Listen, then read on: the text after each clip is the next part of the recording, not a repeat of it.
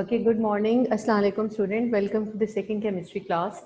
In the last lecture, we have revised about organic chemistry, brief about alkanes and alkenes. ठीक है, आज हम दोबारा लेके चलेंगे थोड़ा सा alcohol को ताकि फिर हम main topic पे आएं. अब देखो alcohols भी आप लोगों ने O levels पे देखा था और जो alcohols है, they have a general formula. Alcohols have general formula CN H2N plus 1 और OH. ठीक है, इनका जो जनरल फार्मूला था वो है CnH2n plus 1 और जब हम फर्स्ट मेंबर लिखते थे तो अगर एक कार्बन है तो उसके साथ CH3 है और OH है, अगर दो कार्बन है तो H5 और OH है. ठीक है, similarly if you have 3 carbon with 7 hydrogen and OH and similarly C4 H9 and OH. Is that clear? So general formula जो है according to the number of carbon atom would be this. एक carbon वाला compound हमेशा methane होता था. ठीक है, अब यहाँ पे क्या हुआ, ये सब हम लोगों ने गो थ्रू किया हुआ है. E को रिप्लेस कर दिया बाय OL तो ये बन गया methanol. Similarly, because of this OH ethane था तो इथेन का E रिप्लेस हो गया OL से, which is the suffix for this homologous series. ये हो गया ethanol. This must be propanol and similarly butanol. Right?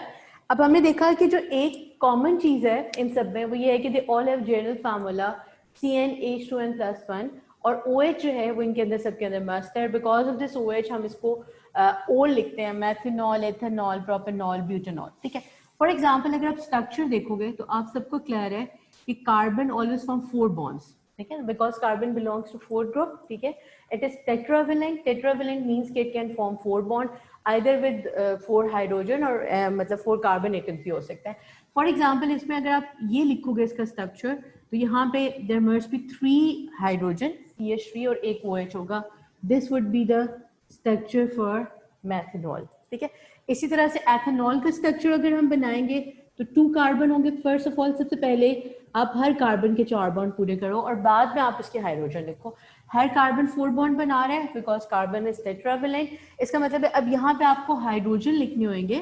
5 hydrogen इस तरह से ऑक्यूपाई कर लेंगे 5 प्लेसेस और एक प्लेस पे आपका OH आ जाएगा. ठीक है, अभी फॉर द टाइम बीइंग हम इसको नहीं डिस्कस कर रहे कि OH को किस प्लेस पे आना चाहिए. You can place at any position. और सिमिलरली अगर 4 कार्बन होंगे या 3 कार्बन फॉर एग्जांपल, अब मैं रादर देन प्रोपेनॉल में ब्यूटेनॉल का स्ट्रक्चर बना रही हूँ. इसी तरह से प्रोपेनॉल का बनेगा एग्जैक्टली इसी मैनर में. मुझे हर कार्बन के 4 बॉन्ड बना देने हैं पहले. ठीक है, लाइक दिस. अब जब आप इसको लोकेट करोगे तो OH can be at any position. जब आप स्ट्रक्चर बना रहे हो ये H है, ये H है, फॉर एग्जांपल मैंने OH को इधर लिख दिया और बाकी सारी पोजीशंस को आपने हाइड्रोजन के साथ ऑक्यूपाई कर लेना. ठीक है, this would be the structure, this would be the structure of butanol. ठीक है, अब आप देखो ये एक चीज मैं अंडरलाइन कर रही हूँ, मैं बता नहीं रही. CH3 C2H5 है, C3H7 है, C4H9 है और इसके साथ OH अटैच्ड है. ठीक है, अच्छा अब बिल्कुल इसी तरह से हम थोड़ा सा कार्बोक्सिलिक एसिड को भी देख लें और उसके बाद फिर मैं आपको नई जो कॉन्सेप्ट है AS का उसके ऊपर लेके चलती हूँ.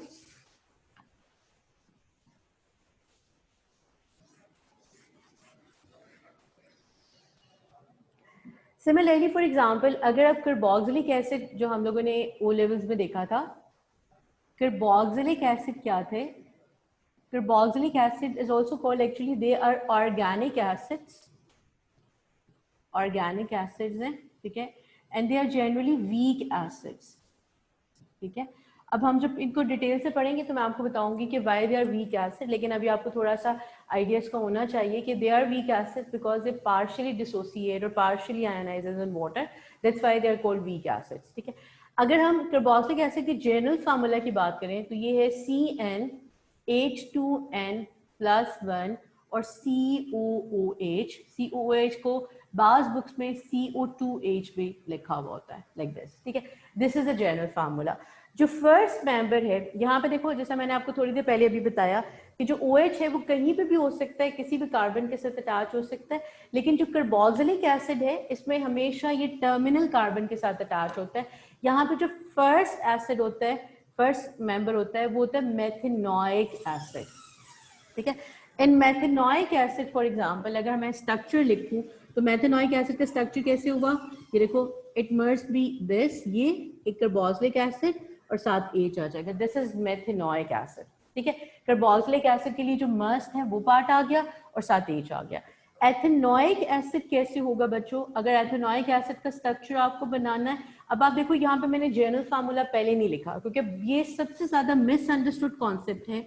अमूमन जब भी बच्चे जनरल फार्मूला लिखते हैं तो वो इसको इस तरह से कॉपी करने की कोशिश करते हैं, लेकिन keep this thing clear in your mind कि जब आप नेम करते हो कार्बोक्सिलिक एसिड को तो जो फंक्शनल ग्रुप का कार्बन है इट मस्ट बी इंक्लूडेड। तो अगर एक कार्बन वाला कार्बोक्सिलिक एसिड है तो ये फंक्शनल ग्रुप वाला कार्बन है, उसमें एक है तो इसलिए हम इसको मेथेनोइक एसिड कहेंगे। एथेनोइक एसिड में 2 कार्बन होंगे। अब अगर फॉर एग्जांपल इसको और ज्यादा सिंप्लीफाई करूं मैं आप लोगों के लिए तो ये simply write ethanoic acid mean कि देयर मस्ट बी 2 कार्बन, ठीक है। So the terminal carbon must be carboxylic acid carbon. Terminal carbon को हमेशा carboxylic acid बना दो और बाकी को आप क्या कर दोगे, इस तरह से लिख दोगे। इसका मतलब अगर मेथेनोइक एसिड का स्ट्रक्चर लिखूंगी तो it must be CH3COOH या CO2H। फॉर एग्जाम्पल मुझे प्रोपेनोइक एसिड लिखना है तो प्रोपेनोइक एसिड को कैसे लिखा, अब ये सब चीजें बचे जो आपको लास्ट लेक्चर में और इस लेक्चर में रिपीट हो रही है ओ लेवल्स की, इसका मतलब ये सब चीजें आपको एएस केमिस्ट्री के लिए चाहिए, इसलिए हम इसको बार बार रिपीट कर रहे हैं। सो प्रोपेनोइक एसिड में because it's a propanoic acid it must contain 3 carbon atom, terminal carbon must be carboxylic acid. अब इसके साथ कितने हाइड्रोजन लगने चाहिए, because it already makes 2 bond, तो इसका मतलब है 2 बॉन्ड और बनने चाहिए इसके इस तरह से, और ये इस तरह से आ जाना चाहिए, ठीक है। अब ये देखो अगर मैं इसको लिखूंगी सर तो कैसे लिखना चाहिए मुझे कि COOH which is this carboxylic acid और पीछे you are left with C2H5 और COOH, ठीक है। इसी पैटर्न पे फॉर एग्जांपल अगर मैं ब्यूटेनोइक एसिड को लिखूं तो मुझे ब्यूटेनोइक एसिड को किस तरह से प्रेजेंट करना है, इसका मतलब है ब्यूटेनोइक एसिड में टोटल कार्बन कितने होने चाहिए, इट मस्ट है 4 कार्बन, तो एक कार्बोक्सिलिक एसिड वाला कार्बन आ गया और पीछे वाले कार्बन कितने रह गए 3। तो अगर आप इस फार्मूला के अकॉर्डिंगली चलो तो उसके साथ कितने हाइड्रोजन होने चाहिए, इट मस्ट बी 7, ठीक है। As a clear. अब आप देखो इसमें सिर्फ डिफरेंस ये था कि जो बाकी सब है उसमें मैंने पहले फार्मूला लिखा और बाद में स्ट्रक्चर लिखा। कार्बोक्सिलिक एसिड में जो एक चीज बच्चे अमूमन गलत करते हैं वो ये होता है कि वो कार्बोक्सिलिक एसिड को निगेट कर देते हैं और उसके बाद बाकी चेन को लेके चलते हैं, ऐसे नहीं करना, हमेशा कार्बोक्सिलिक एसिड कार्बन को इंक्लूड करना है नेमिंग में। Carboxylic acid must be the terminal carbon, उसको हमेशा टर्मिनल कार्बन होना चाहिए क्योंकि आपकी नंबरिंग ही वहां से स्टार्ट होगी। अब ब्यूटेनोइक एसिड को बनाया बिल्कुल जस्ट लाइक बिफोर, मैंने क्या किया कि मैंने 4 कार्बन बना दिया, ठीक है। जो टर्मिनल कार्बन है उसको मैंने क्या किया, मैंने उसको कार्बोक्सिलिक एसिड शो कर दिया, ठीक है। अब आप देखो यहाँ पे 2 बॉन्ड बन रहे हैं, इसके साथ 2 हाइड्रोजन लगने चाहिए जो मैं इस तरह शो कर सकती हूँ। अब similarly it could B represented in this वे, बाज बुक्स में शो किया हुआ होता था कि बिकॉज 2 बॉन्ड बन रहे हैं इसका मतलब है मैंने इसको CH2 कर दिया, it could be written in this way even. 2 है तो इसका मतलब है 2 हाइड्रोजन इधर बन गए, एक बॉन्ड बन रहा है तो हमेशा 3 हाइड्रोजन इधर होगा, ठीक है। मैं हमेशा ओ लेवल में भी ए लेवल्स में बच्चों को हमेशा सिखाती हूँ ये चीज कि आपने कभी भी कार्बन हाइड्रोजन डायरेक्ट नहीं लिखना, first right the carbon chain और उसके बाद फिर आप उसको उस तरह से करो। It can be written in this way, और जो अभी हम पीछे डिस्कस कर रहे थे कि आप 4 कार्बन लो, ठीक है, इसको कार्बोक्सिलिक एसिड बना लो, 2 हैं तो इसके साथ 2 हाइड्रोजन लगा दो, ये 2 बॉन्ड बन रहे थे इसके साथ हाइड्रोजन लगा दो, इसके साथ हाइड्रोजन लगा दो। ऑल्दो ये दोनों स्ट्रक्चर हमने ओ लेवल्स में सीखे हैं, ठीक है, और ये दोनों स्ट्रक्चर्स के नेम डिफरेंट है जो हम अब एएस में डिस्कस करेंगे, लेकिन आपको इस फॉर्म में लिखना आना चाहिए, इसको रिकॉग्नाइज करना आना चाहिए। अब ऐसे ना हो कि ये स्ट्रक्चर फॉर एग्जांपल लिखा हुआ है और आप सिर्फ ये देखो कि ये C3 है तो बहुत बच्चे इसको प्रोपेनोइक एसिड कहते हैं। It is not propanoic acid because including this carbon it have 4 carbon, so that's why it is propanoic acid, नहीं butanoic acid. It can be represented in this form और either in this form, दोनों forms जो है जो इनसे लिखना भी आना चाहिए स्ट्रक्चर को और उसको आइडेंटिफाई करना भी आना चाहिए, ठीक है। अब सिमिलरली फॉर एग्जांपल थोड़ा सा ब्यूटेनोइक एसिड के बाद से हेक्सानोइक एसिड को लिखते हैं और फिर मैं आगे चलती हूँ।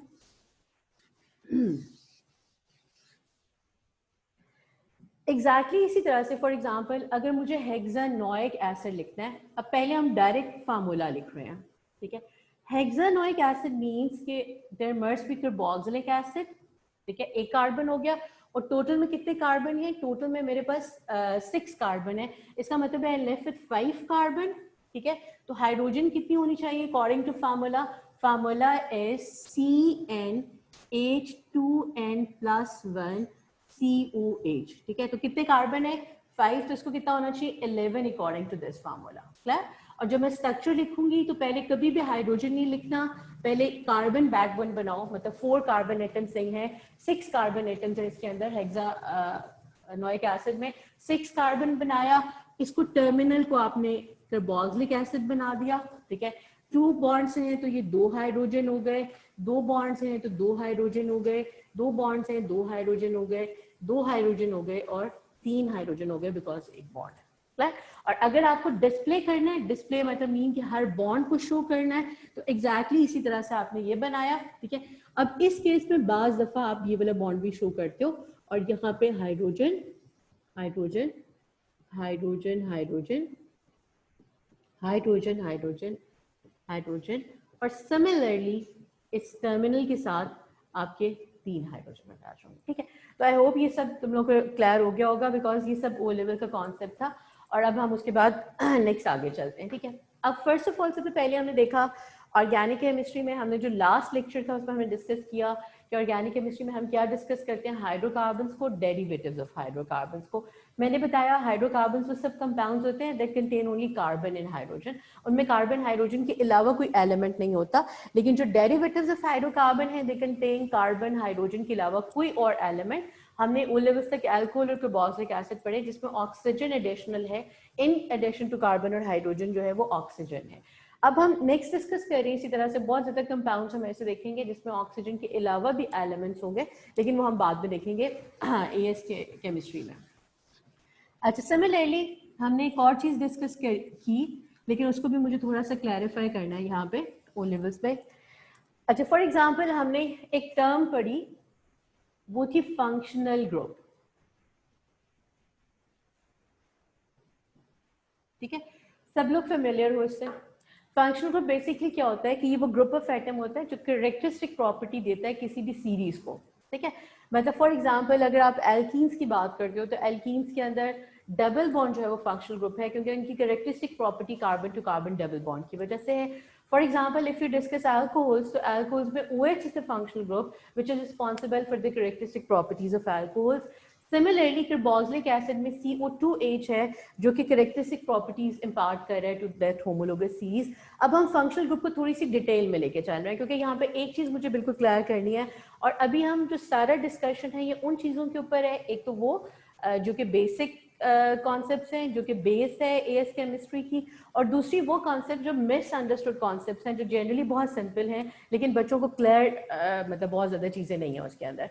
फॉर एग्जाम्पल अब ये देखो, मैं 4 स्ट्रक्चर्स लिख रही हूँ, फॉर एग्जाम्पल मैं ये 4 स्ट्रक्चर्स लिख रही हूँ, ठीक है। आप सब लोग इसको डिटेल से देखो और इसमें हमें एक चीज को आंसर करना है। फर्स्ट स्ट्रक्चर लिखा, ठीक है।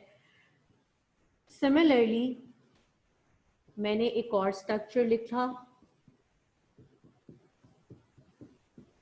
This is the second structure, first structure, second structure. For example एक और स्ट्रक्चर हमने लिखा,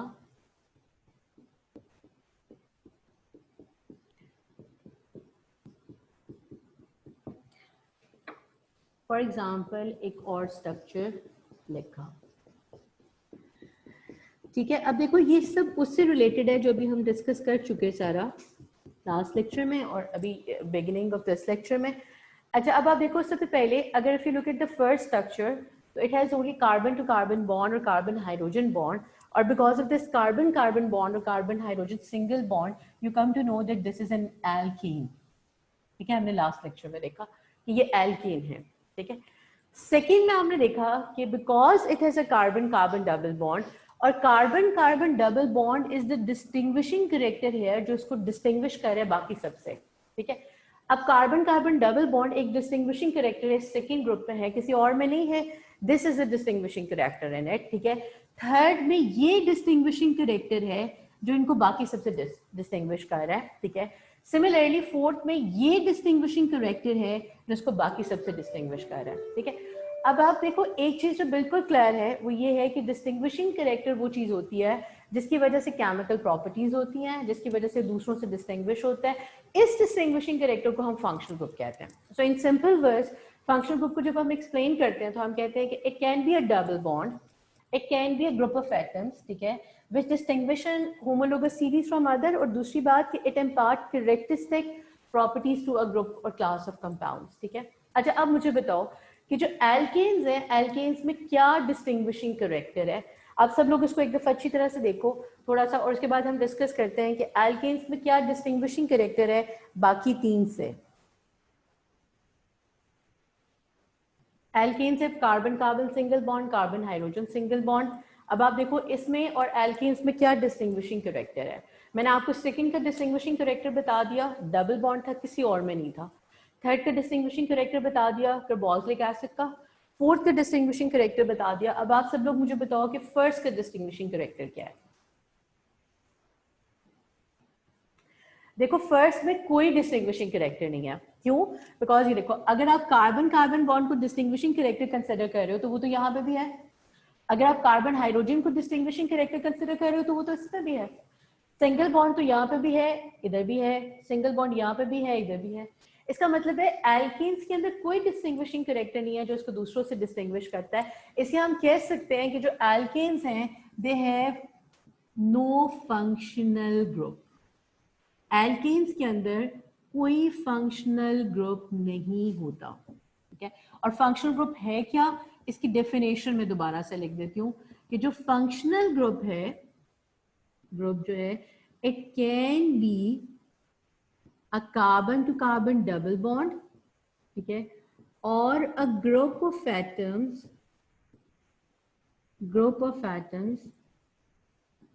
which gives characteristic properties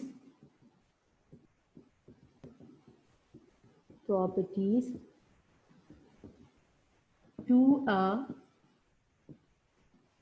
class of compounds,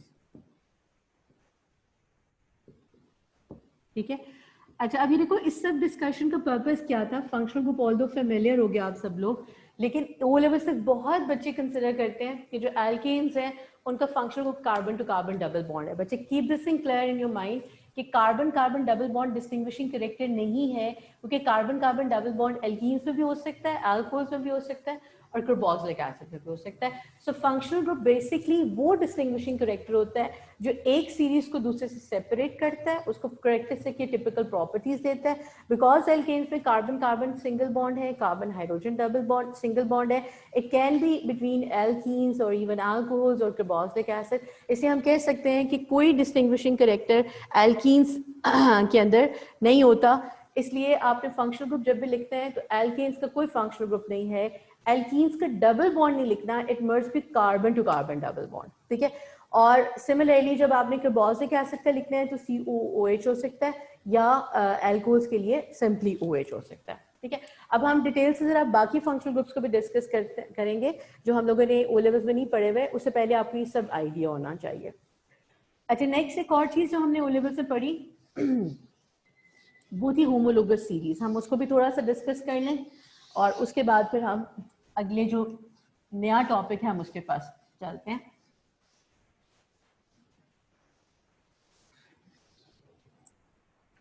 अच्छा नेक्स्ट हमने एक और चीज डिस्कस की ओ लेवल्स में, वो थी होमोलोगस सीरीज,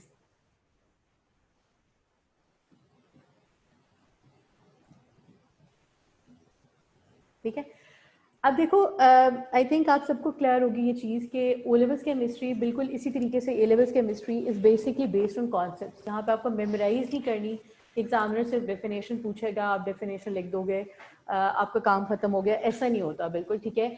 आपको हर चीज़ की स्ट्रॉन्ग और फर्म फाउंडेशन चाहिए कि ताकि आगे जैसे जैसे आप आगे फर्दर मूव करते जो आपको समझ आती जाए कि आप ये सब चीज़ें जो पढ़ रहे हो, फॉर एग्जांपल इसमें एडवांसमेंट किस तरह से हो रही है, कितनी डिफरेंट तरह से क्वेश्चन आ सकता है इसका, इसलिए बहुत डिटेल से जो है मैं आपको पढ़ाऊंगी इंशाल्लाह। ये सारे कॉन्सेप्ट आपको बहुत डिटेल से पढ़ना है इसको। और ये अब इसलिए नहीं कि बिकॉज टीचर ने लास्ट वाले लेक्चर में भी ओ लेवल्स को डिस्कस कर लिया, इस लेक्चर में भी ओ लेवल्स को डिस्कस कर लिया, इसका मतलब है हमें ज़रूरत ही नहीं है बिकॉज हमें ये सब चीज़ें आती हैं। इन सब की एक रीज़न है डिस्कस करने की, और मैं बार बार बता रही हूँ कि ये वो सब चीज़ें ये जो बिल्कुल क्लियर होनी चाहिए, क्योंकि जब आप इनकी एक्सटेंशन पे जाओ तो आपको जो बेसिक और फाउंडेशन कॉन्सेप्ट है वो बहुत क्लियर हो। अब अगर फॉर एग्जाम्पल कहीं पर भी लिखा हुआ आए कि एल्केन का फंक्शनल ग्रुप नहीं होता, तो आपको बिल्कुल क्लियर ये जो है क्लियर होना चाहिए कॉन्सेप्ट कि क्यों नहीं होता। और अगर फॉर एग्जांपल आपसे पूछा जाए कि क्यों नहीं होता और से एल्कीन का क्यों होता है, तो आपको पूरे रीजन देनी आनी चाहिए उसको अलग करने की। और दूसरी सबसे इंपॉर्टेंट बात कि जो मतलब मैं शायद फर्स्ट लेक्चर में आपसे डिस्कस नहीं कर पाई थी, कि जो ओ लेवल्स के मुकाबले में जो ए लेवल का असेसमेंट क्राइटेरिया है, जो चेकिंग क्राइटेरिया, वो बहुत ज़्यादा डिटेल है। इसका मतलब है कि फॉर एग्जांपल अगर एक क्वेश्चन है वो 2 मार्क का है, तो इसका मतलब है कि examiner is looking for 2 points, ठीक है। अब फॉर एग्जांपल जब आप 2 पॉइंट्स की बात करते हो तो उसका मतलब है कि आपको बस इतना कॉन्सेप्ट, इतना नॉलेज होना चाहिए कि आप दोनों पॉइंट्स को जस्टिफाई कर सको। और मैं आपको साथ साथ जो जो आता जाएगा वो बताती जाऊंगी। अब homologous series for example regardless of the definition अगर हम बात करें, तो मैंने मतलब लाइक सबसे पहले लिखा, मैंने एल्केन लिख दिया यहाँ पे जो अभी तक हमने पढ़ा, मैंने एल्कीन्स लिख दिया जो अभी तक हमने देखा, मैंने अल्कोहल जो हमने पढ़ा, और फॉर एग्जांपल कार्बोक्सिलिक एसिड, ठीक है। अब मैंने इनके जनरल फार्मूला के अकॉर्डिंग फर्स्ट 3 मेंबर के लिख दिए। फॉर एग्जांपल इसमें मैंने सेकंड से स्टार्ट किया, C2H6 C3H8, ठीक है, C4H10, क्लियर। एल्कीन में C2H4 C3H6 C4H8, clear, right. ये सबको पता है क्योंकि हम इसको पढ़ चुके पहले ना। CH3OH, ठीक है, ले इसको भी सेकंड से स्टार्ट करते हैं। C2H5OH C3H7OH, ठीक है, C4H9OH, और से फॉर एग्जांपल इसमें लिखा तो CH3 सेकेंड कार्बन वाले से स्टार्ट किया, C2H5OH, ठीक है, और C3H7OH। अच्छा अब ये देखो, अब आप फर्स्ट ऑफ ऑल सबसे पहले अगर इस सीरीज को सबसे पहले देखो, इसका जनरल फार्मूला था CnH2n+2, इज इट। इसका फार्मूला था CnH2n, इसका फार्मूला था CnH2n+1OH, सॉरी +1OH, ठीक है, और इट इज CnH2n+1CO2H, क्लियर।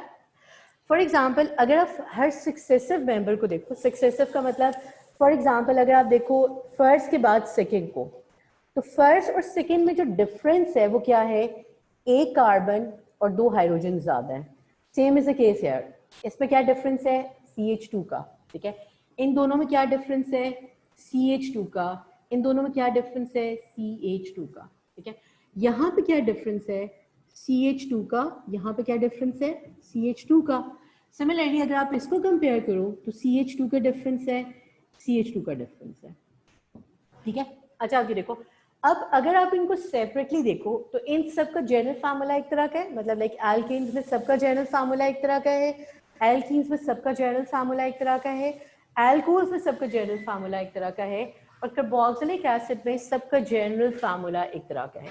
अब ये all the compounds that have same general formula or in which each member differ from successive in CH2 group, उसको हम क्या कहते हैं, homologous series। अब देखो homologous series को जब आप explain करोगे तो आप लिखोगे कि it is a series of compounds, ठीक है, having क्या चीज सेम होती है इसकी, first of all they are having same general formula, ठीक है, सबका सेम जनरल फार्मूला है, ठीक है। दूसरी बात कि they have same chemical properties, because chemical properties उस फंक्शनल ग्रुप की वजह से हैं, इसलिए इनकी केमिकल प्रॉपर्टीज एक तरह की हैं। Secondly important thing to remember कि each member differ from successive successive NCH2 group, कि हर मेंबर सक्सेसिव से डिफर कर रहा है CH2 ग्रुप में, और यहाँ पे ग्रेजुअल चेंज होता है, इसको हम डिटेल से बाद में डिस्कस करेंगे, ग्रेजुअल चेंज होता है इन फिजिकल प्रॉपर्टीज।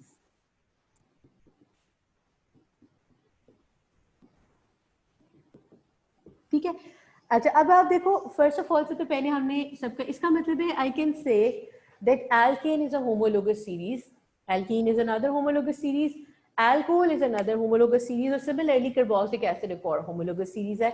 अब आप इसको अगर स्ट्रक्चरली अच्छी तरीके से देखो तो जनरल फार्मूला सबका एक तरह का है, even if you write for example one member compound carbon compound or even 10 member carbon compound, general formula must follow the same CnH2n plus 1, ठीक है। और कार्बोक्सिलिक एसिड सिमिलरली जो अल्कोहल्स हैं उनके अंदर भी इसी तरीके से होगा। अगर एग्जामिनर आपको कहते हैं कि for example write down the formula of alcohol having 7 carbon, तो आप जनरल फार्मूला से उसका फार्मूला भी लिख सकते हो और उसका स्ट्रक्चर भी बना सकते हो। अब देखो नेक्स्ट से पहले मैं आपको बता रही थी कि फॉर एग्जांपल अगर आपको मार्किंग पॉइंट ऑफ व्यू से देखना है, फॉर एग्जांपल आपको डेफिनेशन लिखना होती है होमोलोगस सीरीज की, और ये 3 मार्क का क्वेश्चन आता है। अब examiner is looking for 3 basic marks, ठीक है।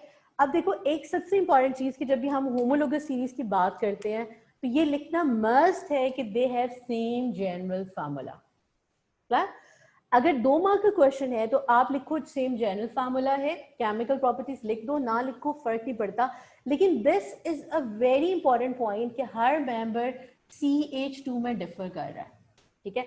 फॉर एग्जाम्पल अगर यही क्वेश्चन 3 मार्क है तो आप ये पहले 3 पॉइंट्स लिख सकते हो, ग्रेजुअल फिजिकल प्रॉपर्टीज नहीं भी लिखो। तो अब इसमें ये चीज याद रखनी है कि फॉर एग्जाम्पल अगर किसी बच्चे ने सिर्फ ये लिखा कि होमोलोगस सीरीज वो सीरीज है जिसमें सेम जनरल फार्मूला होता है, तो उसका मतलब एग्जामिनर आपको पूरे मार्क नहीं देगा, क्योंकि जो सबसे इंपॉर्टेंट चीज है, जो सबसे इंपॉर्टेंट कॉन्सेप्ट है वो आपने स्किप कर दिया कि हर मेंबर CH2 में डिफर करता है, ठीक है। तो keep this thing clear in your mind कि जब आप अटेम्प्ट कर रहे हो ओ लेवल्स में या इवन ए लेवल्स में पेपर, तो उसमें आप ये देखो कि जो टिपिकल कॉन्सेप्ट्स हैं, जो उसके ग्राउंड फाउंडेशन है सारी, उसमें आपने जो बेसिक कॉन्सेप्ट है उसको मिस नहीं करना, और आपने CH2 का डिफरेंस जो है वो जरूर लिखना। आई होप ये सबको समझ आ गई होगी होमोलोगस सीरीज को किस तरह से डिफाइन करना है। अब आप लास्ट जो चीज, ये भी हम ओ लेवल से पढ़ चुके हैं लेकिन बिकॉज ये दोबारा से मुझे इसको रीइंफोर्स करवाना है। अच्छा अब आप देखो, अभी आपने देखा कि एक्सेप्ट मतलब एल्केन्स और एल्कीन्स जो हमारे पास, अब आप देखो ये भी मैंने डिटेल से बताया कि पहली 2 जो हैं ये हाइड्रोकार्बन्स हैं और अगले 2 जो है वो डेरिवेटिव्स ऑफ हाइड्रोकार्बन है, ये भी हमने देखा। अब आप देखो, अगर आप इसको देखो फॉर एग्जांपल एल्कोहल को या फॉर एग्जांपल कार्बोक्सिलिक एसिड को, तो ये चीज आपको बहुत नजर आ रही है बार बार, CnH2n+1 CnH2n+1, बेसिकली क्या है CH2n और हम क्यों हर दफा लाइक इसको एम्फेसाइज कर रहे हैं, ठीक है। अब जरा इसके ऊपर चलो, फॉर एग्जांपल इस सबको रेज करा मैंने, ठीक है, और अब हम जरा डिस्कस करेंगे CnH2n+1 है क्या, क्या कहते हैं इसको। माइट भी कुछ लोगों को पता हो कि इसको क्या कहते हैं, लेकिन ये बहुत मतलब कम डिस्क्राइब कॉन्सेप्ट है ओ लेवल्स में, क्योंकि बुक्स में नहीं है ये, लेकिन बिकॉज सिलेबस में है इसलिए हम डिस्कस कर रहे हैं। फॉर एग्जांपल आपके पास है एल्केन्स, ठीक है, और सिमिलरली आपके पास है एल्केन्स में, फॉर एग्जांपल मेरे पास है CH4 C2H6 C2 C3H8 for example C4H10, ठीक है।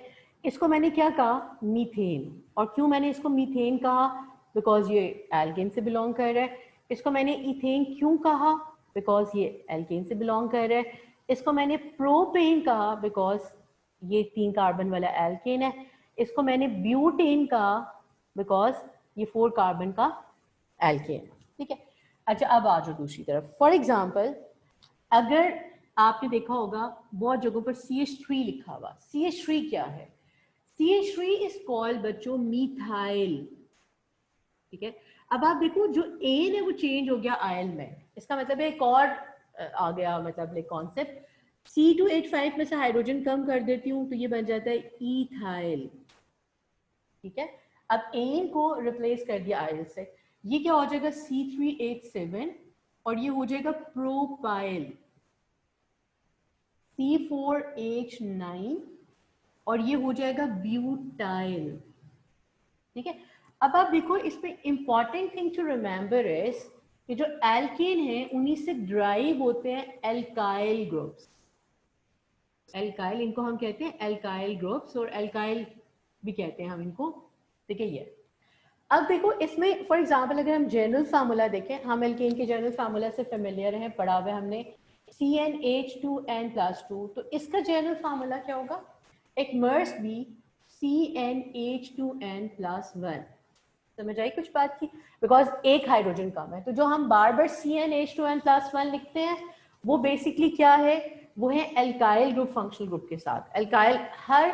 अब आगे जाके जब हम डिफरेंट फंक्शनल ग्रुप्स को देखेंगे तो आपको एक चीज क्लियर होगी कि जब भी डेरिवेटिव्स ऑफ हाइड्रोकार्बन आते हैं तो उसमें एल्काइल ग्रुप होता है साथ फंक्शनल ग्रुप, एल्काइल ग्रुप होता है साथ फंक्शनल ग्रुप, एल्काइल ग्रुप के साथ फंक्शनल ग्रुप। तो एल्काइल ग्रुप जैसे से फॉर एग्जांपल अगर मुझे एक कार्बन का एल्कोहल लेना था, एल्काइल ग्रुप एक कार्बन का functional group, alkyl group 2 carbon का फंक्शनल ग्रुप, एल्काइल 3 कार्बन का फंक्शनल ग्रुप।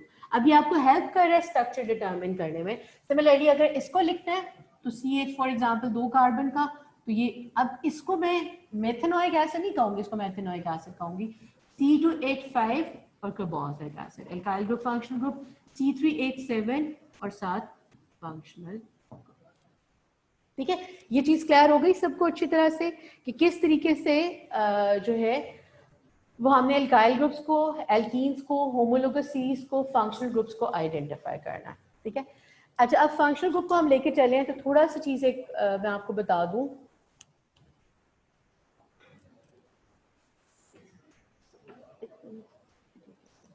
अच्छा ठीक है, अब हम कल के जो लेक्चर है नेक्स्ट अपना, उसमें हम इसको फर्दर आगे लेके चलेंगे। ठीक है, और फंक्शनल ग्रुप में जो हमने 4 पढ़े उसके अलावा मतलब कुछ और से 8 फंक्शनल ग्रुप्स आपके और हैं एएस केमिस्ट्री में, हम उन नए फंक्शनल ग्रुप्स को देखेंगे।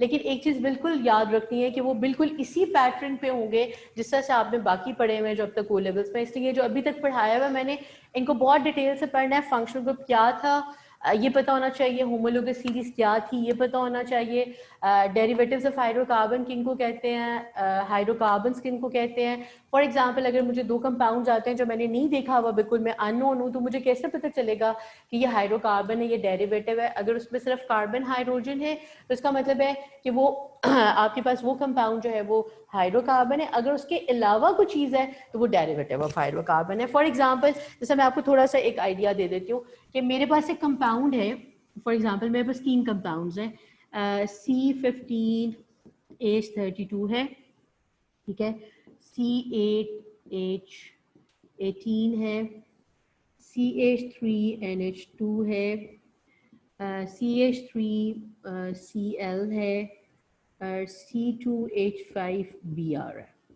ठीक है, अच्छा अब आप देखो, अगर बच्चों आप इन कंपाउंड्स को देखो सबको, तो अब फॉर एग्जांपल ये बहुत बड़े कंपाउंड है 15 कार्बन वाले, लेकिन सबसे पहले कि इसकी जो रेशो है ये सजेस्ट कर रही है कि ये एल्केन है। ठीक है, इसकी रेशो भी सजेस्ट कर रही है ये एल्केन है, लेकिन अभी के लिए फॉर द ब्रॉडर टर्म में लिख सकती हूँ कि ये हाइड्रोकार्बन है।